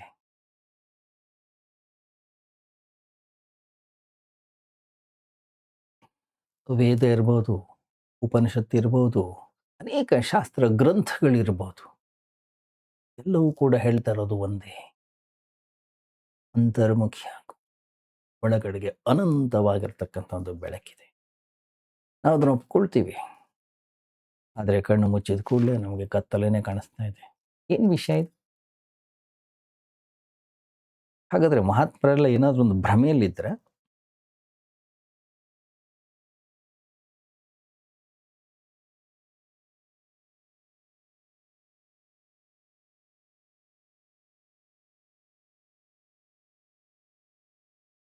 ಜಗತ್ತಿನ ಎಲ್ಲ ಮಹಾತ್ಮರುಗಳು ಕೂಗಿ ಕೂಗಿ ಹೇಳಿದ್ದಾರೆ, ಅಂತರ್ಮುಖಿಯಾಗು.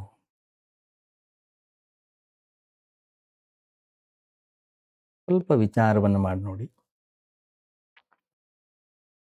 ಆ ಶ್ರೇಷ್ಠವಾದಂಥ ಜ್ಯೋತಿ ಬೆಳಕು ಅನ್ನೋಂಥದ್ದು ಏನಿದೆ ಅದು ಒಳಗಡೆಗಿದೆ.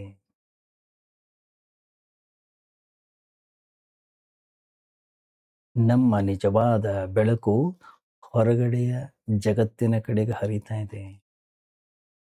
ನಮ್ಮ ಲಕ್ಷ್ಯ ಎಲ್ಲವೂ ಕೂಡ ವಸ್ತುಗಳ ಕಡೆಗಿದೆ. ನಮ್ಮ ಲಕ್ಷ್ಯ ಎಲ್ಲ ಹೆಂಡತಿ ಮಕ್ಕಳು ಐಶ್ವರ್ಯ ಸಂಪತ್ತಿನ ಕಡೆಗಿದೆ. ಹೇಗೆ ಗಂಗಾ ನದಿ ಹರ್ಕೊಂಡು ಹೇಗೆ ಸಾಗರದ ಕಡೆಗೆ ಹರ್ಕೊಂಡು ಹೋಗುತ್ತಾ ಇದೆಯೋ, ಹೇಗೆ ಗಂಗೋತ್ರಿಯಲ್ಲಿ ಯಾವ ನೀರು ಇರುವುದಿಲ್ಲವೋ, ಗಂಗೋತ್ರಿ ಖಾಲಿ ಆಗ್ತಾ ಇದೆ. ಯಾಕೆ? ನೀರು ಹೊರಗಡೆಗೆ ಧಾವಿಸ್ತಾ ಇದೆ. ತನ್ನಿಂದ ತಾನೇ ಅದು ದೂರವಾಗ್ತಾ ಇದೆ. ಒಳಗಡೆಗೆ ಎಲ್ಲವೂ ಕೂಡ ಶೂನ್ಯವಾಗ್ತಾ ಇದೆ. ಇದು ಹೀಗೆ ಮುಂದುವರೆದ್ರೆ ನನ್ನ ಅಂತಃಕರಣದ ಒಳಗಡೆಗೆ ಎಷ್ಟೇ ಬೆಳಕಿದ್ರೂ ಅಲ್ಲಿ ಕತ್ತಲೇನೇ ಇರುತ್ತೆ. ನಮ್ಮ ಸೂರ್ಯ ಇನ್ನೂ 4,000 ವರ್ಷಗಳಲ್ಲಿ ಆರಿ ಹೋಗ್ತಾನಂತೆ. ಯಾಕೆಂದ್ರೆ ಆತನ ಬೆಳಕು ಹೊರಗೆ ಹರಿತಾ ಇದೆ. ಸೂರ್ಯ ಭೂಮಿಗಿಂತ 60,000 ಪಟ್ಟು ದೊಡ್ಡವ, ಅನಂತವಾಗಿರ್ತಕ್ಕಂಥ ಸಾಮರ್ಥ್ಯ ಉಳ್ಳವ. ಆದರೂ ಅವನ ಶಕ್ತಿಯು ಒಂದು ದಿವಸ ಖಾಲಿ ಆಗುತ್ತೆ. 4,000 ವರ್ಷಗಳಲ್ಲಿ ಸೂರ್ಯ ಇಲ್ಲವಾಗ್ತಾನೆ. ಯಾಕೆ? ಅವನಿಂದಲೂ ಕೂಡ ಬೆಳಕು ಹೊರಗೆ ಹೋಗ್ತಾ ಇದೆ. ಇನ್ನು ನಾವು ಸೂರ್ಯನಿಗಿಂತಲೂ ಬಹಳ ದೊಡ್ಡ ಸಾಮರ್ಥ್ಯ ಉಳ್ಳವರು. ಸಾವಿರಾರು ಸೂರ್ಯರ ಒಟ್ಟಿಗೆ ಉರಿದ್ರೆ ಹೇಗೋ ಹಾಗೆ. ಏನದು? ನಮ್ಮ ಅಂತಃಕರಣದ ಒಳಗಡೆ ಇರ್ತಕ್ಕಂತಹ ಬೆಳಕು. ಅದನ್ನು ನಾವು ಹೊರಗಡೆ ಜಗತ್ತಿನ ಕಡೆಗೆ ಹೋಗಿ ಅದನ್ನು ಖಾಲಿ ಮಾಡ್ತಾ ಇದ್ದೀವಿ. ಹೊರಗಡೆ ಹೋಗಿ ನಾವು ಶೂನ್ಯರಾಗ್ತಾ ಇದ್ದೀವಿ, ಖಾಲಿ ಆಗ್ತಾ ಇದ್ದೀವಿ. ಯಾವಾಗ ನಾವು ಹೊರಗಡೆ ಹೋಗ್ತೀವಿ, ಖಾಲಿ ಆಗ್ತೀವೋ, ನಾವು ಬಡವರು ಅನ್ನಿಸ್ಲಿಕ್ಕೆ ಶುರು. ಒಂದು ಮಗುವನ್ನು ನೋಡಿ, ಒಬ್ಬ ಸಾಮ್ರಾಟ ಇದ್ದಾಗಿದೆ. ಉತ್ಸಾಹದಿಂದ, ಖುಷಿಯಿಂದ, ಸಂತೋಷದಿಂದ, ಸಂಭ್ರಮದಿಂದ. ಅದೇ ಒಬ್ಬ ವೃದ್ಧನನ್ನು ನೋಡಿ ಸುಸ್ತಾಗಿ ಸೋತು ಕೈಕಾಲು ಮುರ್ಕೊಂಡು ಒಂದು ಕಡೆ ಬಿದ್ದಿದ್ದಾನೆ.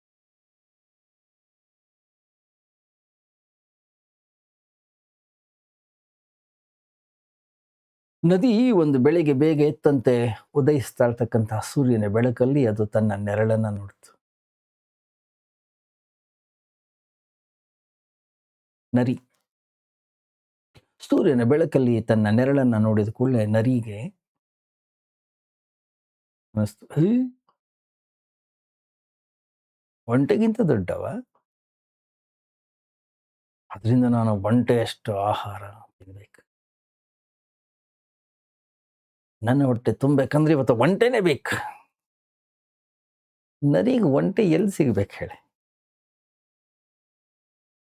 ಒಂದು ವೇಳೆ ಒಂಟೆ ಸಿಕ್ಕರೆ ನರಿ ಏನು ತಾನೇ ಮಾಡ್ತದೆ? ಮಧ್ಯಾಹ್ನದ ಬಿಸಿಲಷ್ಟೊತ್ತಿಗೆ ನರಿ ಸುಸ್ತಾಗೋಯ್ತು. ಸೂರ್ಯ ನೆತ್ತಿ ಮೇಲೆ ಬಂದ. ಮತ್ತೊಂದು ಸರಿ ತನ್ನ ನೆರಳನ್ನು ನೋಡ್ತು. ತೀರಾ ಚಿಕ್ಕದಾಗಿತ್ತು. ಅದಕ್ಕನ್ನಿಸ್ತು, ಈಗ ಒಂದು ಇರುವೆ ಆದರೂ ಸಾಕು.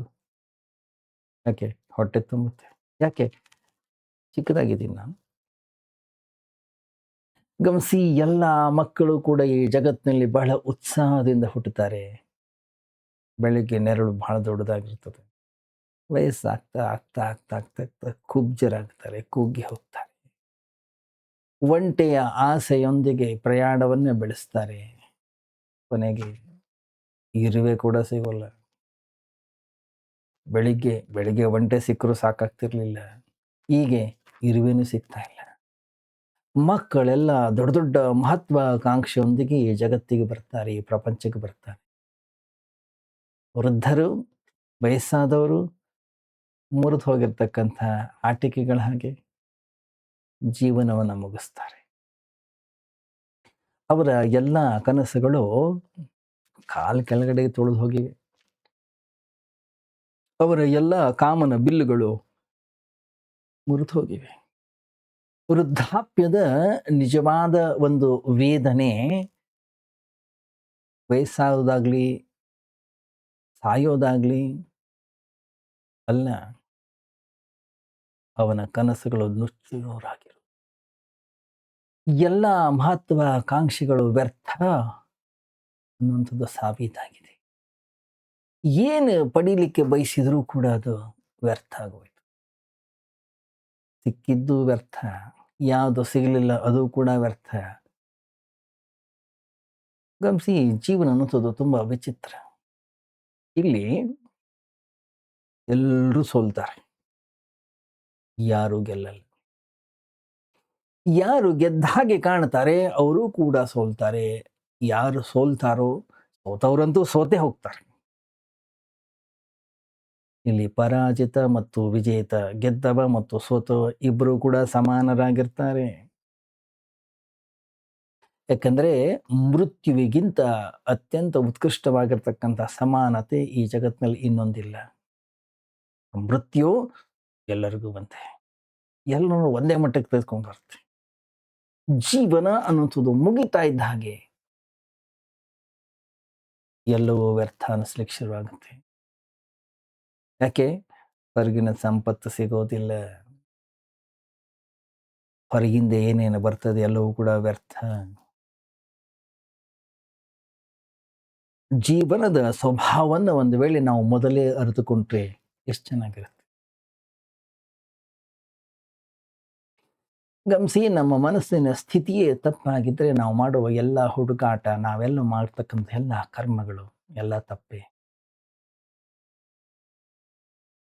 ಅಲ್ಲ, ಗುರುಗಳ ಬಳಿ ಹೋಗ್ತೀವಿ ನಾವು, ಸರಿಯಾದ ಮಾರ್ಗವನ್ನು ತೋರಿಸಿ ಸ್ವಾಮೀಜಿ, ನಮಗೆ ಸರಿಯಾದ ಮಾರ್ಗದ ಚಿಂತೆಯನ್ನು ಬಿಡಿ.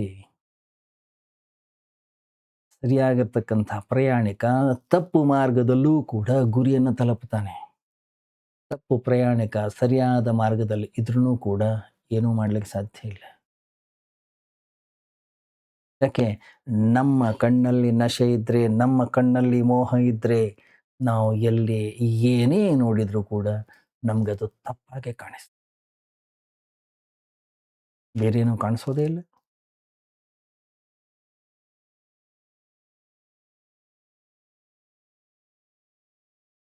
ಇಬ್ರು ಟ್ವಿನ್ಸ್, ಒಬ್ಬಂದು ಬರ್ತ್ಡೇ ಇತ್ತು.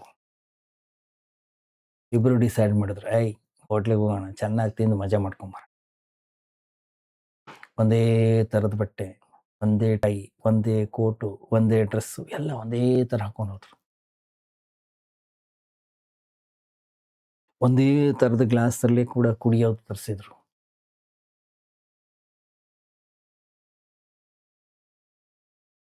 ಹೋಟೆಲಲ್ಲಿ ಒಬ್ಬ ಕುಡುಕ ಕೂತಿದ್ದ. ಕಣ್ಣು ಉಜ್ಕೊಂಡು ನೋಡ್ತಾ ಇದ್ದಾನೆ, ಏನಿದು ನಿಜವಾಗ್ಲೂ ಕೂಡ ಇಬ್ರಿದಾರ ಅಥವಾ ಒಬ್ರು 2 ಥರ ಕಾಣಿಸ್ತಾ ಇದ್ದಾರೆ. ಅವಾಗ ಅವ್ನಿಗೆ ಹೋಗಿ ಹೇಳ್ದ, "ತಪ್ಪು ತಿಳಿಬೇಡಪ್ಪ, ನಾವು ಇಬ್ರಿದ್ದೀವಿ. ನಾವು ಅವಳಿ ಜವಳಿ ಸಹೋದರರು." ಕಣ್ಣು ಮುಚ್ಕೊಂಡು ಅವನು ಮತ್ತೆ, "4 ಜನ ಇದ್ದೀರಾ ನೀವು?" ಗಮನಿಸಿ, ನಮ್ಮ ಅಂತಃಕರಣದ ಒಳಗಡೆಗೆ ಮೋಹ ಇದ್ರೆ ಎಲ್ಲ ಕಡೆಗೂ ಕೂಡ ನಮಗೆ ಭ್ರಮೆಯೇ, ಎಲ್ಲ ಕಡೆಗೂ ಕೂಡ ನಮಗೆ ಸಂಸಾರವೇ. ಸಂಸಾರ ಅನ್ನಿಸೋದು ವಿಷಯವಲ್ಲ, ಮೋಹ. ಯಾವಾಗ ಅಂತಃಕರಣದ ಒಳಗಡೆಗೆ ಮೋಹ ಅನ್ನಿಸೋದಿರುತ್ತೋ ಭಗವಂತನ ಬಳಿ ಹೋದರೂ ಕೂಡ ನಮಗೆ ಸಂಸಾರವೇ ಕಾಣಿಸ್ತದೆ. ಯಾವಾಗ ಕಣ್ಣಿನಿಂದ ಮೋಹ ಅನ್ನಿಸೋದು ದೂರವಾಗ್ತದೋ ನಾವು ಎಲ್ಲಿ ಹೋದರೂ ಅಲ್ಲಿ ಭಗವಂತನೇ ಗೋಚರವಾಗ್ತಾನೆ. ನಿಜವಾದ ಪ್ರಶ್ನೆ ಹೊರಗಡೆಗೆ ಏನಿದೆ ಅಲ್ಲ, ಒಳಗಡೆಗೆ ಯಾರಿದ್ದಾರೆ, ನಾವು ಯಾವ ದಾರಿಯಲ್ಲಿ ಹೋಗ್ತಾ ಇದ್ದೀವಿ.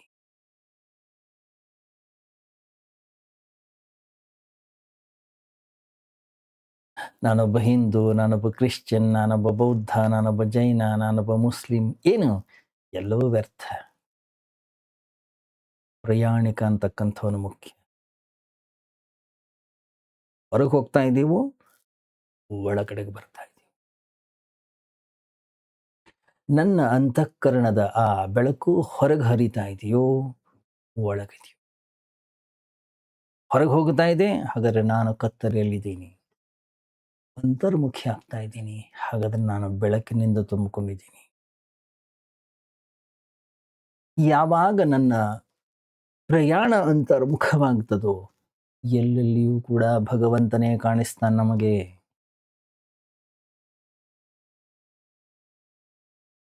ಪುರುಷ ಏವೇದಗಂ ಸರ್ವಂ ಈಶಾವಾಸ್ಯಮಿದಗಂ ಸರ್ವಂ ಯತ್ಕಿಂಚ ಜಗತ್ಯಾಂ ಜಗತ್. ಒಂದು ಕಲ್ಲಿನಲ್ಲಿ, ಒಂದು ಮಣ್ಣಿನಲ್ಲಿ, ಒಂದು ಮರದಲ್ಲಿ, ಒಂದು ನದಿಯಲ್ಲಿ, ಗಾಳಿಯಲ್ಲಿ, ಆಕಾಶದಲ್ಲಿ, ಎಲ್ಲ ಕಡೆಗೂ ಕೂಡ ಅವನೇ ಕಾಣಿಸ್ಲಿಕ್ಕೆ ಶುರುವಾಗ್ತಾನೆ.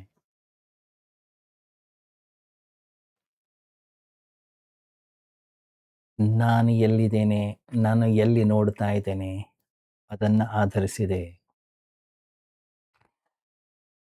ನಮ್ಮ ಸಂಸಾರ ಅನ್ನೋದು ಏನಿದೆ. ಅದು ಒಂದು ಕನ್ನಡಿ ಇದ್ದ ಹಾಗೆ. ನಾವೇನಾಗಿದ್ದೀವಿ ಅದೇ ಆ ಕನ್ನಡಿಯಲ್ಲಿ ಗೋಚರವಾಗುತ್ತೆ. ಅದರಿಂದ ಕನ್ನಡಿಯನ್ನು ಒಡಿಲಿಕ್ಕೆ ಹೋಗಬಾರ್ದು ನಾವು. ಯಾಕಂದರೆ ಕನ್ನಡಿಯನ್ನು ಒಡೆದ್ರೆ ಯಾವ ವ್ಯತ್ಯಾಸವೂ ಕೂಡ ಆಗೋದಿಲ್ಲ ಅಲ್ಲ. ಒಬ್ಬ ಕುರೂಪಿ ಮಹಿಳೆ ಇದ್ಲಂತೆ, ಎಲ್ಲೇ ಕನ್ನಡಿ ಕಂಡ್ರು ಕೂಡ ಅದನ್ನು ಒಡೆದಾಕ್ತಿದ್ಲು. ಯಾಕೆ? ಕನ್ನಡಿಯಿಂದಾಗಲಿ ನಾನು ಕುರೂಪಿಯಾಗಿ ಕಾಣ್ತಾ ಇದ್ದೇನೆ.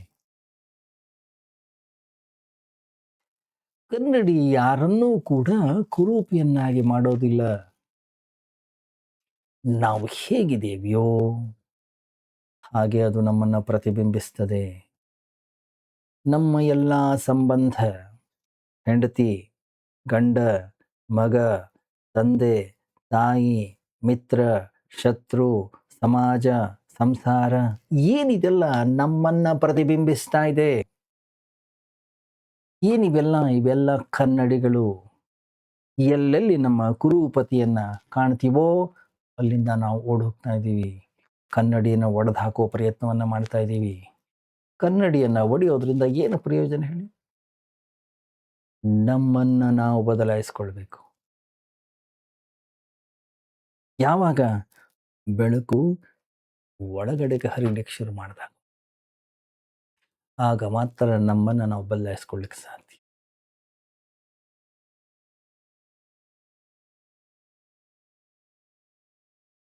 ಬೆಳಕು ಬೇಕು ಅಂದರೆ ಹೊರಗೆ ಹೋಗುತ್ತೆ, ಇಲ್ಲ ಒಳಗೆ ಬರುತ್ತೆ. ಅದು ಅಂತರ್ಮುಖಿ ಆಯಿತೋ ಬಹಳ ಅತ್ಯಂತ ಗಹನವಾಗಿರ್ತಕ್ಕಂಥ ಒಂದು ಘಟನೆ. ಯಾವಾಗ ನಾವು ಅಂತರ್ಮುಖಿ ಆಗ್ತೀವೋ, ಬೆಳಕು ಒಳಗಡೆ ಹರಿಲಿಕ್ಕೆ ಶುರುವಾಯಿತು, ಲಕ್ಷ್ಯ ಒಳಗಡೆ ಹೋಯಿತು, ಅಂತರ್ಮುಖ್ಯ. ಧ್ಯಾನವನ್ನು ಮಾಡೋಣ, ಜಪವನ್ನು ಮಾಡೋಣ, ಪೂಜೆಯನ್ನು ಮಾಡೋಣ. ಯಾವಾಗ ವ್ಯಕ್ತಿಯ ಅಂತಃಕರಣದಲ್ಲಿ ಕಾಮವಿಲ್ಲ, ಧ್ಯಾನ ಬಹಳ ಸರಳವಾಗುತ್ತೆ. ಗಮನಿಸಿ, ಒಂದು ದಿವಸ ಉಪವಾಸ ಮಾಡಿ ನಮ್ಮ ಲಕ್ಷ್ಯ ಎಲ್ಲ ಬರೀ ಊಟದ ಕಡೆಗೆ ಇರುತ್ತೆ. ದೇವಸ್ಥಾನಕ್ಕೆ ಹೋಗಿ ನಮ್ಮ ಲಕ್ಷ್ಯ ಎಲ್ಲ ಅಂಗಡಿಯಲ್ಲಿ ಇರುತ್ತೆ. ಯಾಕೆ ಅಂದರೆ ಯಾವ ವಸ್ತುವಿನ ಪ್ರತಿ ನಮಗೆ ಆಸೆ ಇದೆಯೋ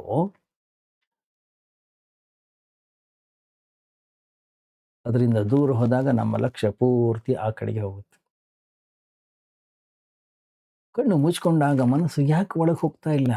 ಯಾಕೆಂತಂದ್ರೆ ಇನ್ನೂ ಹೊರಗಡೆಯ ಆಸೆ, ಹೊರಗಡೆಯ ಕಾಮನೆ ಜೀವಂತವಾಗಿದೆ. ಗಮನಿಸಿ, ಎಲ್ಲಿ ತನಕ ವ್ಯಕ್ತಿಯ ಅಂತಃಕರಣದಲ್ಲಿ ವೈರಾಗ್ಯದ ಉದಯವಾಗುವುದಿಲ್ಲ, ಅಲ್ಲಿ ತನಕ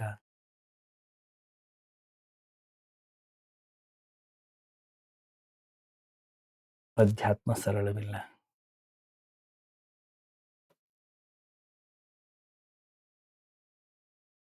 ಎಲ್ಲರೂ ಹೇಳ್ತಾರೆ, ಏಯ್ ಕಾಮನೆಯನ್ನು ಬಿಡು, ವಾಸನೆಯನ್ನು ಬಿಡು. ಬಿಡ್ಲಿಕ್ಕಾಗತ್ತೆ?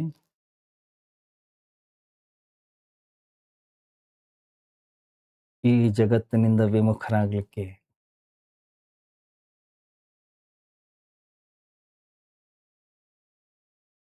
ಈ ಜಗತ್ತಿನಿಂದ ವೈರಾಗ್ಯವನ್ನು ಹೊಂದಲಿಕ್ಕೆ ಎಚ್ಚರದಿಂದ ಈ ಜಗತ್ತನ್ನು ನಾವು ನೋಡಬೇಕಾಗುತ್ತೆ. ಪ್ರಜ್ಞಾಹೀನ ಸ್ಥಿತಿ, ಒಂದು ಭ್ರಮೆಯಲ್ಲಿ ಈ ಜಗತ್ತಿನಲ್ಲಿ ನಾವು ಜೀವನ ಮಾಡ್ತಾ ಇದ್ರೆ ಈ ಜಗತ್ತು ನಮ್ಮನ್ನು ಯಾವತ್ತೂ ಬಿಡೋದೇ ಇಲ್ಲ. ಸ್ವಲ್ಪ ಅಲ್ಲ, ತಸ್ಮಾತ್ ಜಾಗೃತ ಜಾಗೃತ ಅಂತಾರೆ.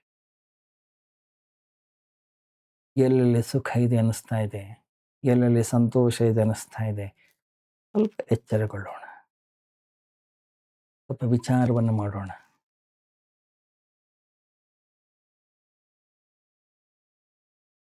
ಯಾವಾಗ ನಾವು ಜಾಗೃತಿಯಿಂದ ಅದನ್ನು ನೋಡ್ಲಿಕ್ಕೆ ಶುರು ಮಾಡ್ತೀವಿ, ಗೊತ್ತಿಲ್ಲದೆಯೇ ನಾವು ಒಳಗಡೆಗೆ ಬರ್ಲಿಕ್ಕೆ ಶುರು ಮಾಡ್ತೀವಿ.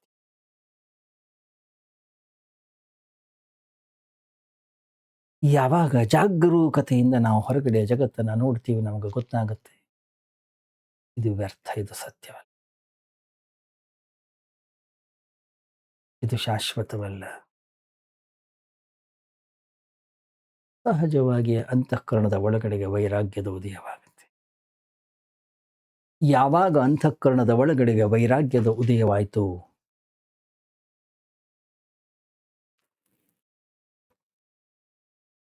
ಯಾವುದೇ ಪ್ರಯತ್ನವಿಲ್ಲದೆಯೇ ಅಂತಃಕರಣ ಅಂತರ್ಮುಖವಾಗುತ್ತದೆ.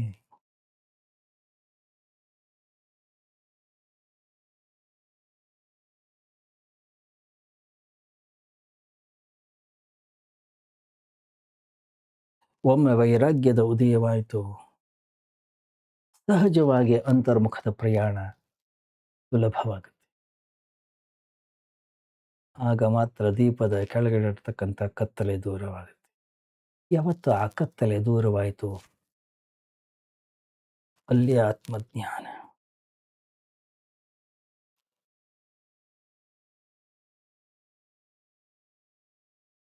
ಅಪ್ಪು ದೀಪೋ ಭವ, ನಿನ್ನ ದೀಪವನ್ನು ನೀನೇ ಬೆಳಗಿಸ್ಕೊಳ್ಬೇಕು, ನಿನ್ನ ದೀಪ ನೀನೇ ಆಗಬೇಕು, ಬುದ್ಧ ಹೇಳಿದ್ದು. ನಾವೇನ್ ಮಾಡ್ತಾ ಇದ್ದೀವಿ? ಸ್ವಾಮೀಜಿ ನೀವೇ ನಮ್ಮ ದೀಪ ಆಗಿ ನಿಮ್ಮ ಬೆಳಕಲ್ಲಿ ನಾವು ಹೋಗ್ತೀವಿ. ಕತ್ತಲೆ ಆದ ಕೂಡಲೇ ನಮ್ಮ ದೀಪ ಮಾತ್ರ ನಮಗೆ ಸಹಾಯವನ್ನ ಮಾಡ್ಲಿಕ್ಕೆ ಸಾಧ್ಯ.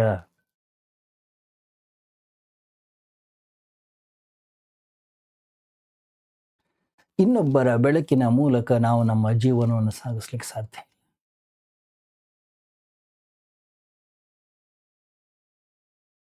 ಇನ್ನೊಬ್ಬರ ಬೆಳಕು ನಮ್ಮಿಂದ ಕೇವಲ ಹೊರಗಡೆಗೆ ಬೀಳಲಿಕ್ಕೆ ಸಾಧ್ಯ. ನಮ್ಮ ಒಳಗಡೆಗೆ ನಮ್ಮ ಬೆಳಕು ಮಾತ್ರ, ನಮ್ಮ ತಿಳುವಳಿಕೆ, ನಮ್ಮ ಜ್ಞಾನ ಮಾತ್ರ.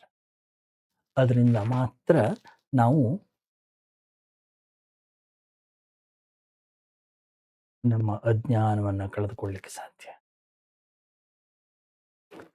ಮುಂದುವರಿಯುತ್ತೆ ನಾಳೆ ಚಿಂತನೆ.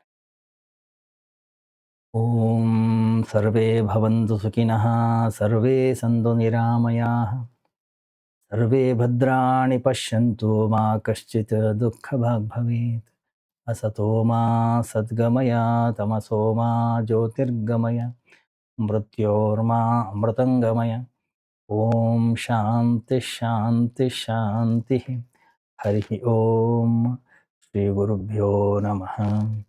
ಹರಿ ಓಂ.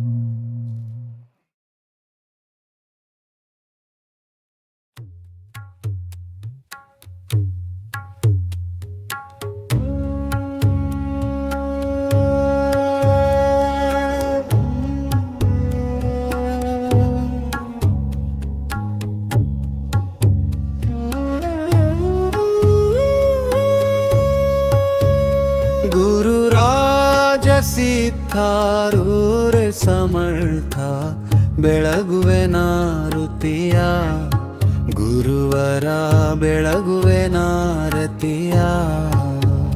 ಗುರುರಾಜ ಸಿದ್ಧಾರೂರ ಸಮರ್ಥ ಬೆಳಗುವೆ ನಾರುತಿಯ, ಗುರುವರ ಬೆಳಗುವೆ ನಾರತಿಯ.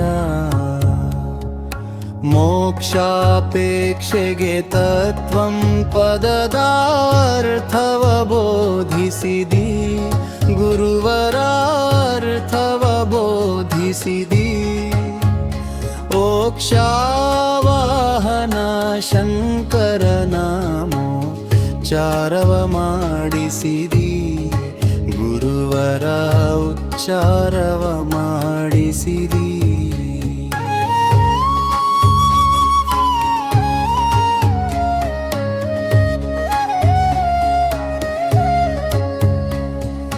ಶ್ಯಾಮಧಾಮ ಶ್ರೀರಾಮ ಭಿನ್ನ ಶಂಕರ ನೀನಿರುವಿ, ಗುರುವರ ಶಂಕರ ನೀನಿರುವಿ. ಕಾಮ ಕ್ರೋಧವ ನಾಶಿಸಿ ಜಗದುಳು ಶಾಂತಿಯ ಬೀರಿದಿ, ಗುರುವರ ಶಾಂತಿಯ ಬೀರಿದಿ. ಚರಣ ಭಜಕರ ದುರಿತದುಂದವ ತ್ವರಿತದಿ ನಾಶಿಸಿದಿ, ಗುರುವರ ತ್ವರಿತದಿ ನಾಶಿಸಿದಿ.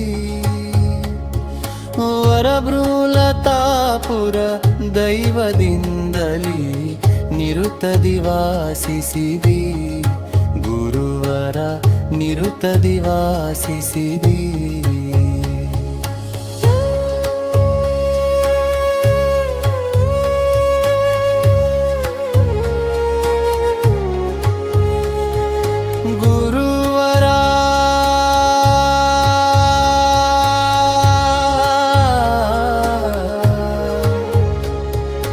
ನಿರುತದಿ